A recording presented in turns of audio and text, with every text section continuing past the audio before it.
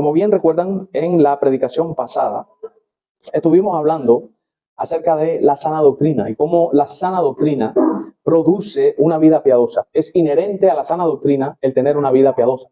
Si recuerdan, estuvimos hablando cómo la sana doctrina aplicada a varios grupos etarios se manifiesta. ¿Recuerdan cuando hablaba de los ancianos? Hablaba de las ancianas, hablaba de los jóvenes, hablaba de Tito personalmente como un pastor joven, hablaba de los pastores, de los requisitos de los pastores, cómo se vería la sana doctrina cuando está haciendo el efecto correcto y produciendo el efecto correcto en los creyentes. Hoy más o menos sigue por la misma retórica, pero desde otro punto de vista. En esta mañana vamos a estar mirando cómo esa sana doctrina, esa palabra fiel de la que Pablo ha venido hablando anteriormente, de hecho en las epístolas de Tito, de Timoteo, también utiliza mucho esa frase palabra fiel, cómo esta palabra fiel se sigue viendo en la vida de los creyentes, cómo es que la sana doctrina puede llegar a transformar la vida de un creyente haciéndole producir buenas obras. Por tanto, en esta mañana vamos a estar hablando de cómo la sana doctrina tiene esta capacidad de producir buenas obras en el creyente. Hay una sana doctrina que deriva en buenas obras. ¿Ya? Hay que ver cuál es esa sana doctrina, porque ahí lo dice Pablo, cuál es. Y vamos a ver también qué cosa es una buena obra. ¿Ok?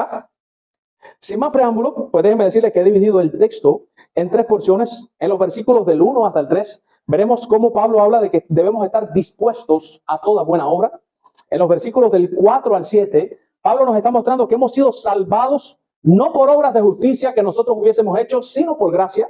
Y en el tercer punto, que son de los versículos desde el 8 al 10, Pablo sigue diciendo que debemos estar prestos a ocuparnos en buenas obras. Vamos a conectar los tres puntos.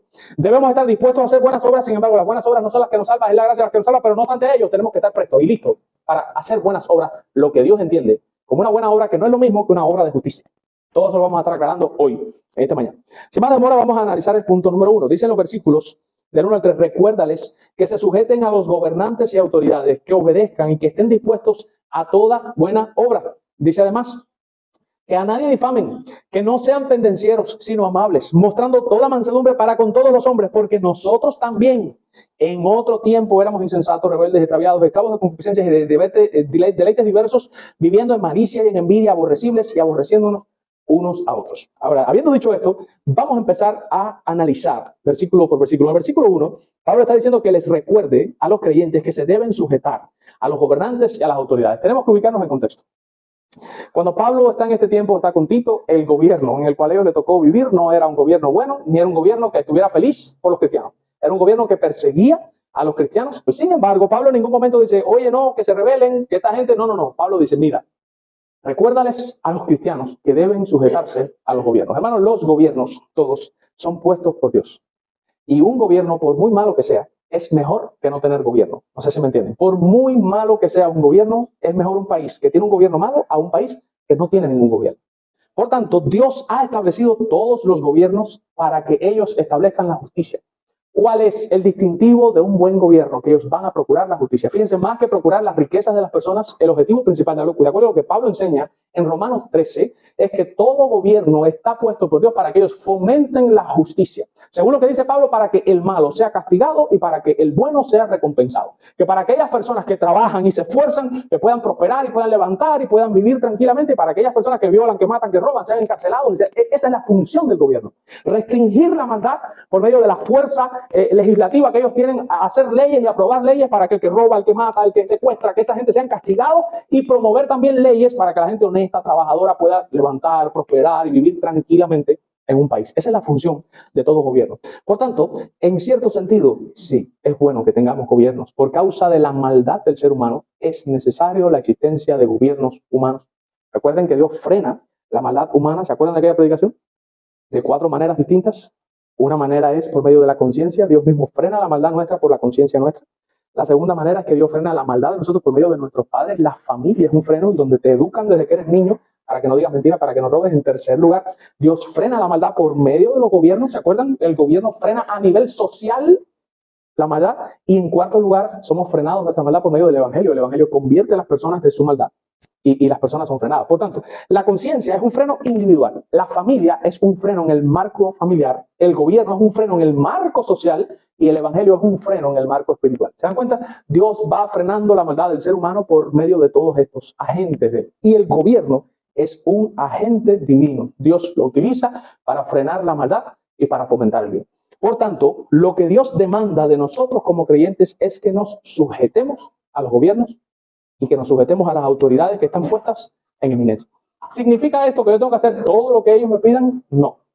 Porque la Escritura enseña que Cristo es el Señor de la conciencia y por tanto, cuando algún gobierno exige a cualquier persona algo que va en contra de lo que los mandamientos de Cristo establecen, ahí dice la Escritura que es menester obedecer a Dios antes que al ser humano. Y cuando eso ocurre, es cuando único existe una justificación verdaderamente bíblica para decir, no me voy a sujetar a esto que estás diciendo. Pero si eso no ocurre, lo que debe hacer todo creyente es sujetarse. Lo que debe hacer todo creyente es respetar. Lo que debe hacer todo creyente es orar por los gobernantes, como enseña la Escritura. Sigue diciendo. Dice que estemos dispuestos a toda buena obra, obviamente. Todo lo que sea algo bueno, dice la Escritura, en esto debemos pensar. Dice el versículo 2 que a nadie difamen. La palabra difamar es cuando usted literalmente habla a la ligera. Usted dice, tú sabes lo que tú estás hablando, no sabes bien cómo es, pero tú llegas a una conclusión y dices una cosa que no es cierta de la persona y hablaste a la ligera. Sin haber hecho una investigación profunda, tú no entiendes el proceso, tú no sabes lo que está pasando. Es medio parecido con nosotros. Por ejemplo, hay un pastor de la convención que está diciendo que yo me robé esta iglesia completa y que yo zafé de la convención a una iglesia que yo no planté, que me la confiaron a mí, que bla, bla, bla. Mi pregunta, ¿yo me lo robé a ustedes o es que nos votaron a todos como unos perros? Entonces yo no me he robado nada. Fíjense, usted ve lo que es tergiversar, eso es calumniar. Es hablar a la ligera. ¿Te das cuenta? Él no sabe bien lo que pasó, él no estuvo aquí en esta reunión, él es de Guantánamo, él no tiene ni idea de lo que ha pasado aquí. Pero ya él está diciendo que yo me robé la segunda iglesia bautista completa con todo el mundo y me robé todo. ¿Se dan cuenta? Eso es calumniar. Ahí tienen un buen ejemplo de una calumnia. Hablar a la ligera, no entiendes el proceso, no sabes lo que pasó, pero ya tú tienes una opinión formulada y tú se la estás diciendo a todo el mundo. Eso es calumniar. La Biblia prohíbe eso en los cristianos. Los cristianos no deben hablar a la ligera y tienen que establecer un juicio después de una amplia investigación. Y la Escritura enseña que justo parece el primero que aboga por su causa hasta que viene su adversario y lo descubre. ¿Qué significa eso? Que para que usted llegue a una conclusión bien certera y bien justa, usted tiene que escuchar las dos versiones de la historia. Desafortunadamente hay mucha simpleza. Simpleza, usted sabe, el hombre simple. El hombre simple es el hombre que es muy crédulo, todo se lo cree. Viene y le dice, ¿te enteraste? Yaño se robó una iglesia de la convención. Ya, él no me investigó si era verdad. Ya, no, Yaño se robó. Ya, a repetir, no ha investigado nada, no ha escuchado mi versión, no me preguntaron a ver si era verdad, pero no, ya yo soy un ladrón que me robó una iglesia entera. Eso es el simplón. Eso es una persona que repite, eso es hablar a la ligera y eso es difamar. Nadie puede establecer un juicio justo si no escucha las dos versiones de la historia para poder hacer una apreciación correcta de lo que está ocurriendo. Por tanto, la Biblia prohíbe que no debemos difamar a nadie. Sigue diciendo que no seamos pendencieros. Pendencieros es luchador, buscador de contienda, alguien que se faja y que busca peleas y riñas. O sea, no debemos ser problemáticos, para decirlo de otra manera, sino más bien amables, lo dice claramente, mostrando toda mansedumbre para con todos los hombres. Déjeme aclarar que ser manso no significa que es ser bobo. La Escritura enseña que Cristo era el hombre manso. De hecho, él dijo, aprendan de mí que soy manso y humilde de todo corazón. Y sin embargo, ese mismo hombre manso que dijo que aprendiéramos de él, volcó las mesas, hizo un azote de cuerdas en el templo.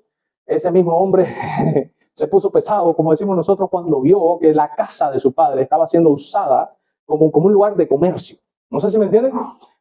Dice la Escritura que Moisés era el hombre más manso que había sobre la faz de la tierra. Y cuando bajó del monte Oreb, que vio que estaban hablando del becerro de oro, cogió las tablas de la ley que Dios mismo había y las tiró contra el piso y las rompió.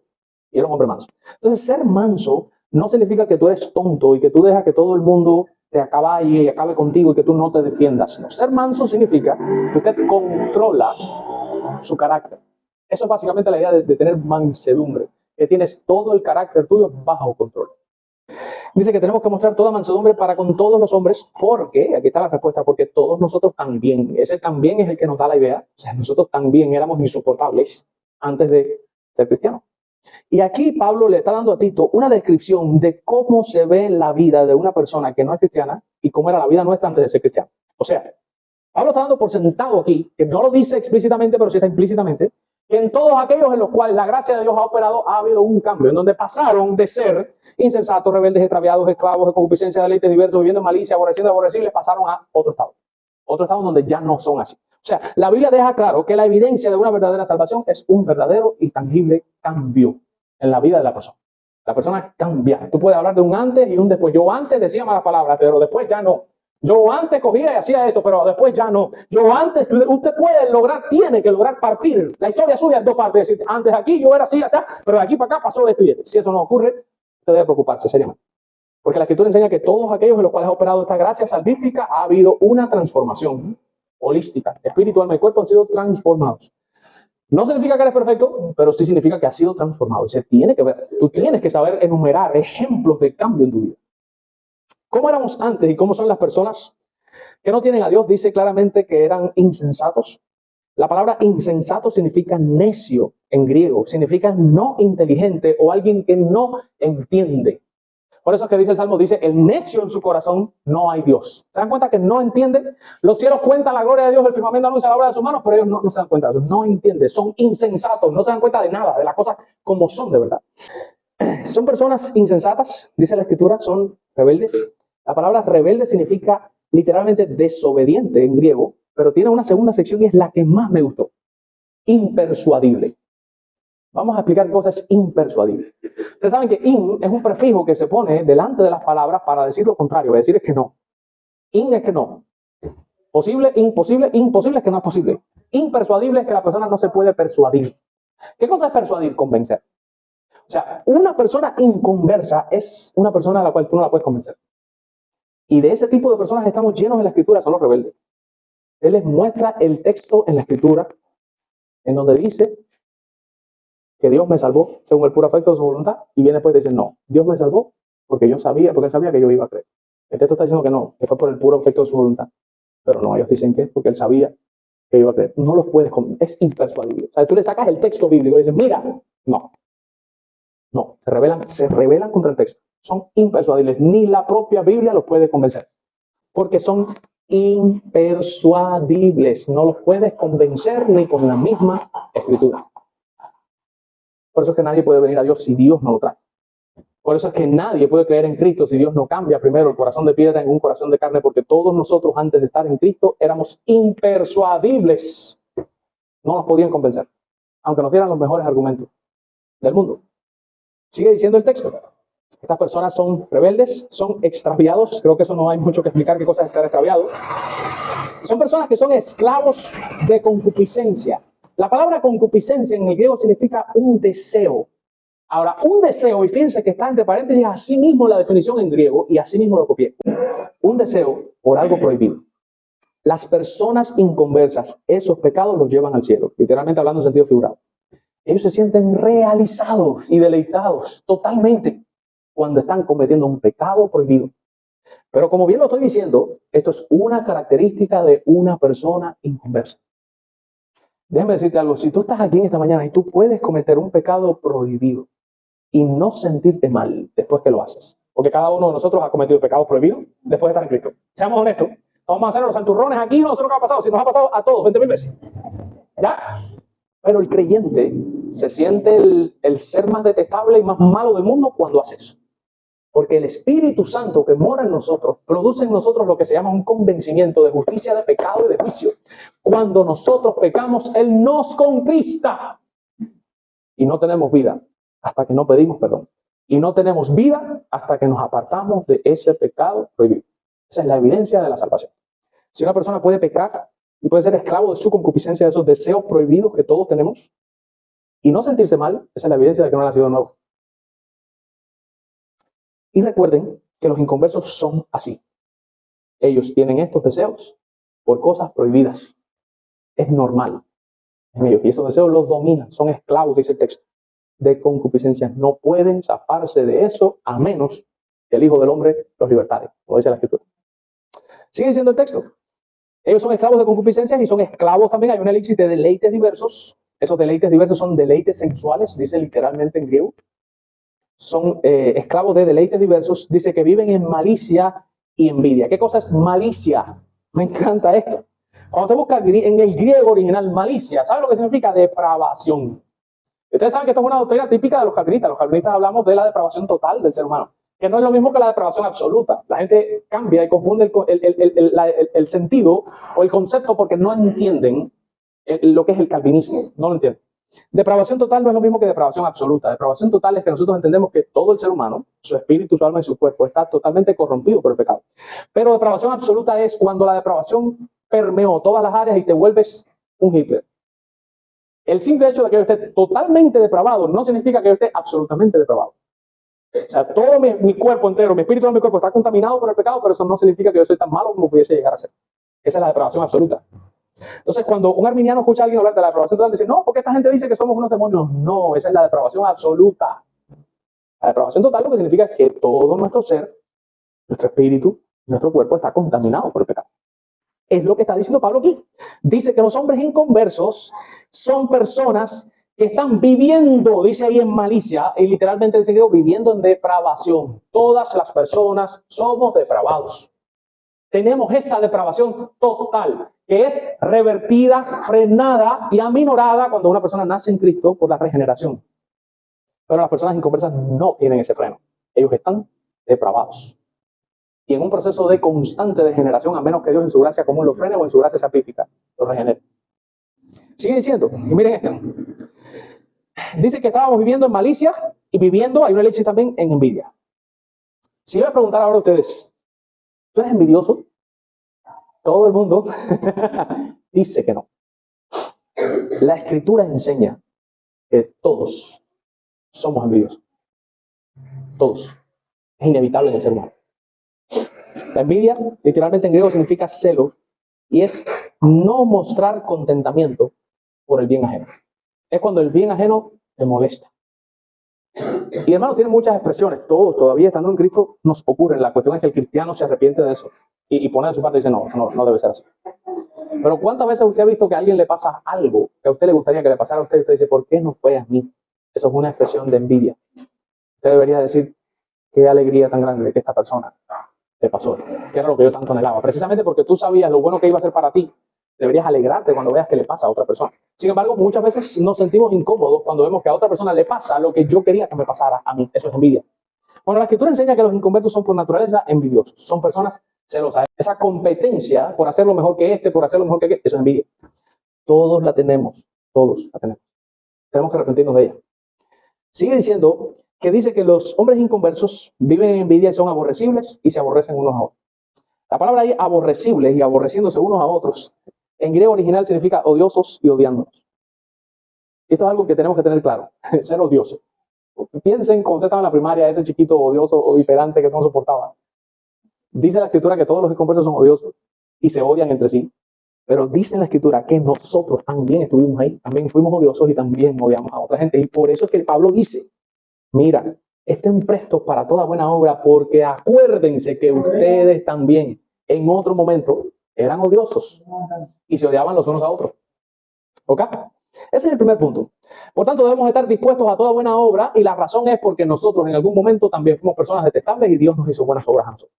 El segundo punto es que hemos sido salvos no por obras de justicia. O sea, se está hablando de obras. Se dan cuenta que los tres puntos se mencionan obras. O sea, debemos estar dispuestos a toda buena obra, pero en este segundo punto se deja claro que la salvación no es por obras de justicia, sino por gracia. Miren el versículo 4 en adelante. Dice, pero cuando se manifestó la bondad de Dios. Recuerden que ese pero es un contraste. Hay un contraste de ideas. Éramos aborrecibles, extraviados, esclavos de concupiscencia, éramos odiosos, odiábamos a todo el mundo, éramos envidiosos, éramos personas impersuadibles, pero, y ahí es donde viene el cambio que tiene que haber de un cristiano. Pero cuando se manifestó la bondad de Dios, nuestro Salvador, y su amor para con nosotros, aquí tenemos que ubicarnos en que el amor de Dios se mostró para con los gentiles. Recuerden esto, los judíos creían que la salvación era para ellos nada más. Pablo le está hablando aquí a una audiencia que no es judía mayormente y se los está diciendo, el amor de Dios ahora se mostró para todos los hombres, porque ahora los gentiles también están siendo llamados al arrepentimiento. ¿Ok? Dice, Él nos salvó a nosotros y nos salvó, dice claro, no por obras de justicia que nosotros hubiéramos hecho, sino por su misericordia y por el lavamiento y por la renovación en el Espíritu Santo. Ahora, no por obras de justicia. En la Reina Valera del 60 dice que hubiéramos hecho. Y ahí perdimos lo que dice el griego original, en la gramática del griego original. En la gramática del griego original, ese verbo compuesto de hubiéramos hecho, en la gramática del griego original está en aoristo, está en modo indicativo, está activo. Vamos a dar clases de gramática. ¿Qué es el modo indicativo? El modo indicativo es cuando el sujeto está haciendo la acción del verbo. ¿Se acuerdan? Por tanto, ese verbo está en modo indicativo. O sea, hay alguien que está haciendo la acción. Y ese alguien éramos nosotros. Porque está hablando de nosotros. Él nos salvó, está hablando de nosotros. Nosotros. Ahora, está en indicativo, está activo. O sea, que realmente está haciendo la acción la persona. Y está en aoristo. Aoristo es lo que es el pretérito de nosotros ahora. No es algo que estamos haciendo, es algo que hicimos. O sea, literalmente en griego dice, no por obras de justicia que hicimos, dice en el griego original. O sea, no por obras de justicia que hicimos en el pasado, no fue por eso que me salvó. Reina Valera 60 traduce que hubiéramos hecho y se perdió esa idea. Porque hubiéramos hecho nosotros en español nos da la idea como que algo que pudo haber pasado, pero no se sabe si pasó. Pero es que en griego dice que ellos hicieron las obras de manera activa, de modo indicativo. Nosotros hicimos en el pasado esas obras de justicia y no fue por eso que Dios me salvó. Esto tira por tierra el argumento arminiano de que Dios me salvó porque Él sabía que yo iba a creer. O que Dios me salvó porque yo acepté a Cristo. Pablo está diciendo, no es por obra de justicia que hiciste en el pasado. No fue por eso que Dios te salvó. Dios te salvó por gracia. Lo está diciendo claramente. El texto dice que Dios nos salvó no por obras de justicia que hicimos en el pasado. O sea, hicimos obras de justicia y no fue eso lo que movió a Dios a salvarnos. Lo dice claramente, sino por su misericordia y por el lavamiento de la regeneración y por la renovación. Está diciendo que nos salvó por el lavamiento y por la renovación. Vamos a ver qué cosa es esto. Renovación significa obviamente hacer nuevo todo. Dios hizo nuevo todo nuestro ser. Y regeneración significa un renacimiento espiritual. ¿Qué significa esto? Y esto también tira por tierra la teología arminiana. De que Dios no cogió nuestro ser y lo mejoró. Dios literalmente creó un ser nuevo, un Janior nuevo. No es que yo era salvable, es que yo no servía. Y Dios dice en la Escritura que nos crucificó juntamente con Cristo y nos mató con Cristo, nos sepulta con Cristo y nos resucita juntamente con Cristo a una nueva criatura. Entonces, por eso, dentro de nosotros literalmente hay dos Janiors. Está el Janior, que es el viejo hombre que está crucificado juntamente con Cristo, pero está. Y está el Janior nuevo, el nuevo hombre en Cristo Jesús, la nueva criatura en Cristo. ¿Cuándo será quitado ese Janior viejo y malo que está dentro de mí? Cuando sea consumada la salvación. Por eso Pablo decía, miserable de mí, ¿quién me librará de este cuerpo de muerte? ¿Cuál cuerpo de muerte? Él se estaba refiriendo a él, a su arrastre, a su pecado, a su viejo Pablo, a Saulo, que lo tenía adentro. Saulo estaba ahí. Y él dice, ¿quién me va a librar? Más gracias sean dadas a Dios por medio de Cristo, porque él sabía, Jesús terminará quitando ese viejo hombre, pero todavía mientras estemos en esta vida está ahí. Ahora, ese viejo hombre está ahí, pero no servía. Y Dios tuvo que ser un nuevo hombre, totalmente nuevo, creado desde cero. Una nueva criatura, una nueva creación.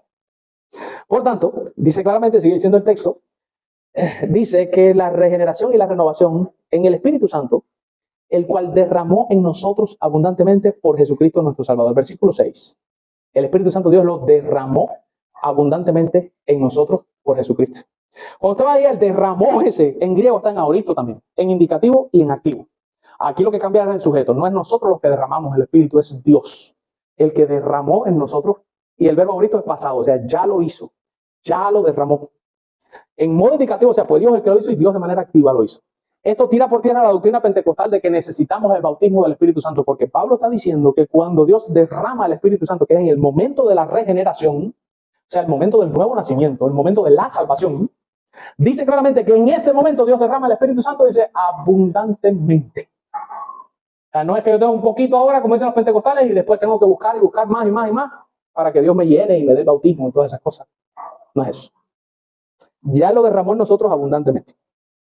Y sigue diciendo el texto, para que, justificados por su gracia, viniésemos a ser herederos. Justificados significa ser declarados rectos.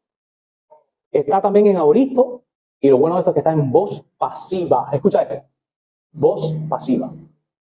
La voz activa es el sujeto el que hace la acción. ¿Recuerdan? Él activamente está haciendo. Janior canta. Es Janior el que está cantando. Ahora, la voz pasiva es cuando el sujeto no está haciendo la acción, sino que la acción está cayendo sobre el sujeto. Janior es bañado en agua. O sea, alguien me tiró un cubo de agua arriba. Janior es mojado. Yo soy Janior, pero yo estoy pasivo. Yo no estoy tirándome el cubo de agua arriba. Alguien me lo está tirando. Esa es la voz pasiva. El texto está diciendo que nosotros fuimos justificados, voz pasiva. O sea, que ninguno de nosotros se justificó. Alguien nos justificó. ¿Qué cosa es justificar? Declarar recto. Alguien nos declaró recto. Nos declaró recto en base a que en base a la justicia de otra persona. Lo que estábamos cantando en glorioso intercambio. Cristo fue justo y vivió la ley de manera perfecta y esa justicia se nos es transferida y ahora me declaran justo. Yo quedo pasivo, es Dios el que lo hace. Janior, tú eres recto. ¿Por qué? ¿Por qué Janior es recto? ¿Porque tú has vivido una vida perfecta? No. Es que el problema es que cuando él mira a Janior, él pone a Cristo en el medio y Cristo es como el filtro. Y cuando él me mira a través de Cristo, dice, Janior obedeció la ley. Aquí hay justicia.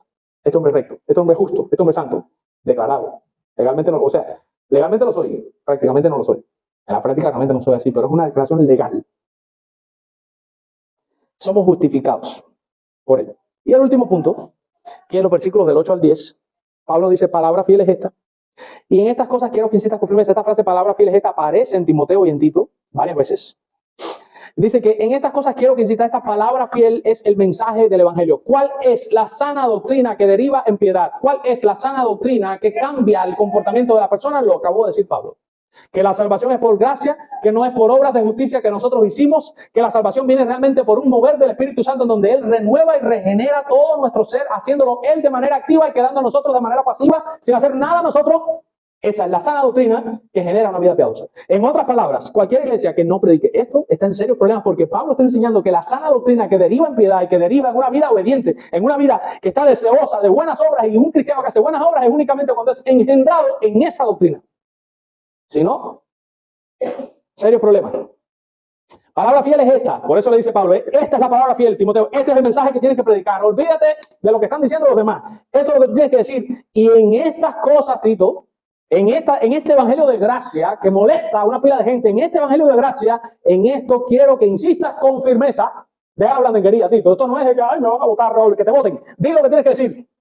Para que los que creen en Dios, y este es el resultado, cuando usted predica con firmeza el evangelio de gracia, los que creen en Dios, los verdaderos creyentes que hacen, procurar es esforzarse. Ellos se esfuerzan en ocuparse en buenas obras. De ahí que solamente la sana doctrina genera y produce buenas obras.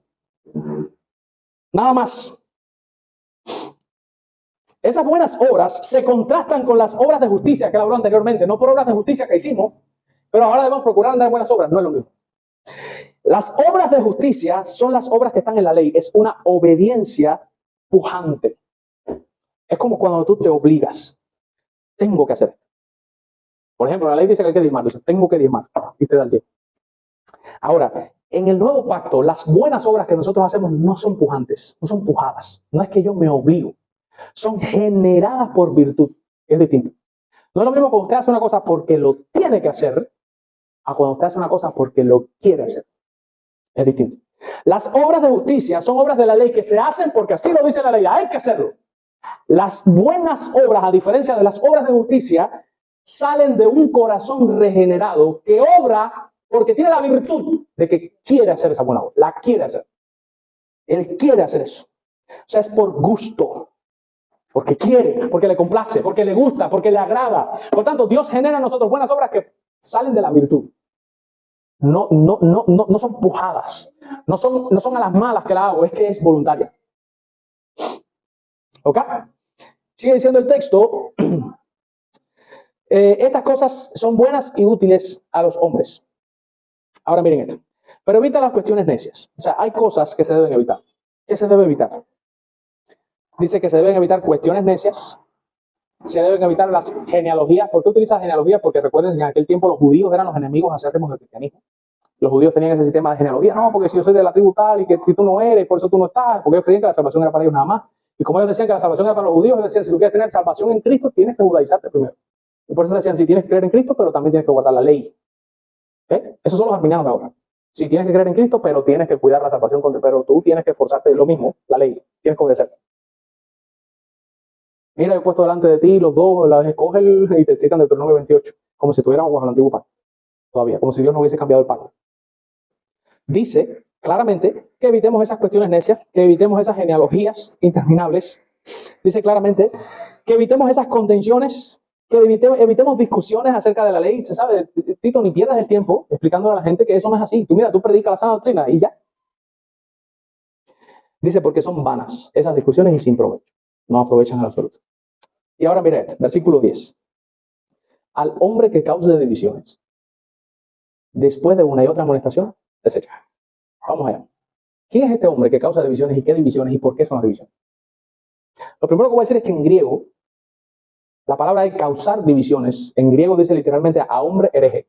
Dice literalmente, en griego. O sea que aquí estamos hablando de una división por falsa doctrina, por herejía. Déjenme aclarar que no es lo mismo una herejía que un error doctrinal. ¿Qué cosa es una herejía? Una herejía es un error doctrinal que ya trae como resultado que la persona se pierde si cree eso.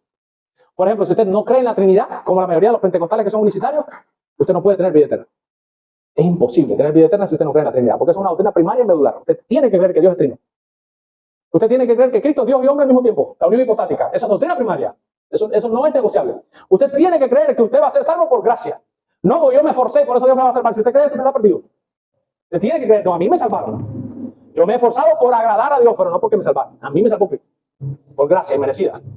Eso hay que creerlo. Ahora, dice la Escritura, cuando llega un hombre hereje, y ubíquense en el contexto, Pablo le está hablando a Tito, y recuérdense que él lo dejó en Creta para que estableciese ancianos. Así que posiblemente aquí se está refiriendo a algún pastor.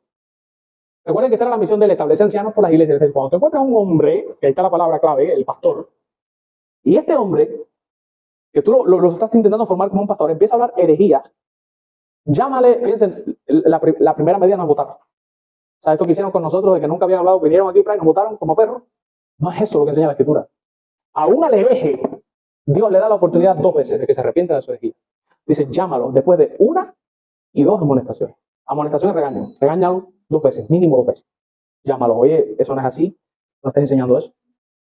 ¿No entendiste? Te llamo después. Oye, ya te dije que no seas así, con 2 o 3 testigos, como enseña la Escritura. ¿No me entendiste? Ah, bueno, ya yo te llevo a la iglesia. Te expulsamos. Hay que desecharlo, pero hay que darle primero tiempo que se arrepienta. Hay que darle la oportunidad de que se retracte. No se puede ser tan severo a la primera, ni siquiera con los herejes. Lo mismo es aplicable en un contexto de la iglesia. Si en la iglesia hay cualquier persona que cause divisiones por herejía, lo que debe hacer el liderazgo y el pastor es llamar primero a la persona y decirle claramente, esto no es así. No hace caso, busco 2 o 3 testigos, lo podemos llamar. No hace caso, lo llevamos a la iglesia. No hace caso, lo expulsamos de la iglesia. Pero fíjense que la expulsión es siempre el último recurso. Primero se intenta evitar por todos los medios la expulsión. Sigue diciendo, deséchalo después de una otra amonestación sabiendo, y por eso que lo tienes que desechar, que el tal sea pervertido. La palabra pervertido en griego significa trastornado y en griego significa de adentro hacia afuera. O sea, este trastorno de la sana doctrina empieza adentro y llega un punto en que se manifiesta afuera. O sea, toda persona que empieza a lidiar con la herejía empieza primero dudando en su corazón de lo que se está predicando, por ejemplo. Eso es lo primero, hay una duda interna. Y llega un punto en el cual esa duda, si no es parada y si no es corregida por el Espíritu Santo, se manifiesta. Pero es algo que está adentro y que sale después afuera. Esa es una persona pervertida, y dice el texto, sabiendo que tal se ha pervertido y peca, y recuérdense que en griego pecar, ahí peca está en presente, en griego el presente es continuo, o sea, literalmente en griego dice, y está pecando. O sea, sostener una herejía es estar pecando. De hecho, en Gálatas capítulo 19 y 20, cuando habla de las obras de la carne, una de las obras de la carne que menciona es la herejía es una obra de la carne. Es un mal entendimiento de la persona y es obvio, la gente inconversa lo dice claramente que son necios, no entienden, son impersuadibles. Tú lo puedes enseñar en la Biblia, olvídate, no lo va a convencer. El tal se ha pervertido y peca, y dice, y está condenado por su propio juicio. O sea, lo que las conclusiones mismas que él llegó en su propio juicio lo condenaron. En griego dice, está siendo a sí mismo condenado. O sea, él mismo se está buscando la condenación. La herejía condena a una persona. Por tanto, a modo de resumen, ¿qué hemos aprendido en esta mañana? Hemos aprendido que Dios nos ha llamado a que debemos estar dispuestos a toda buena obra. Esas buenas obras incluyen sujetarnos a nuestros gobernantes, respetarlos. Estas buenas obras incluyen que seamos pacientes con los inconversos, sabiendo que las personas inconversas son por naturaleza personas depravadas, personas desobedientes, impersuadibles, personas necias que no entienden y personas odiosas, personas envidiosas. Tenemos que ser pacientes porque estuvimos ahí en algún momento. Y por eso hay que tener buenas obras hasta con ellos. Sin embargo, a pesar de que tenemos que ser prestos para hacer buenas obras, tenemos que estar claros también que la salvación nunca ha venido ni ha sido por tener buenas obras. Hay obras de justicia que nosotros hicimos o pudiéramos haber hecho y no son esas las que motivaron la salvación. Fue la gracia de Dios la que nos salvó.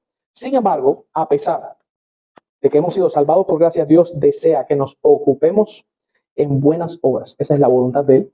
Y como leímos en el texto que leímos en la lectura bíblica devocional, son las buenas obras que Dios preparó de antemano para que nosotros anduviésemos en ellas. Esa es la voluntad de Dios. Por tanto, esta vida consagrada de buenas obras es el resultado de la sana doctrina. ¿Cuál es la sana doctrina? De acuerdo a lo que enseñó Pablo, el Evangelio de gracia.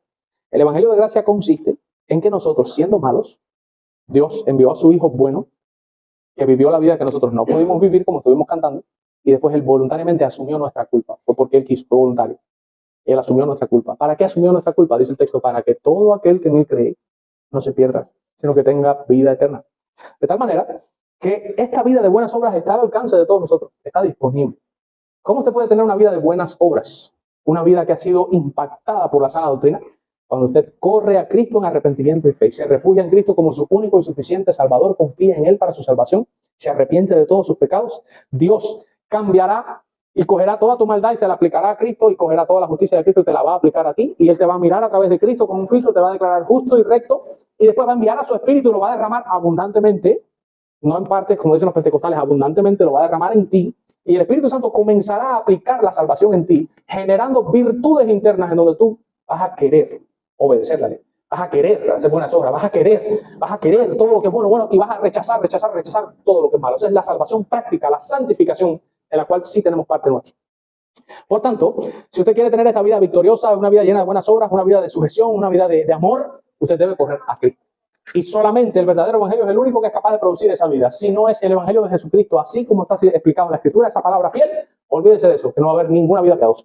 Solamente es por medio de Jesús, la vida de Cristo en nosotros manifestada. Vamos a orar.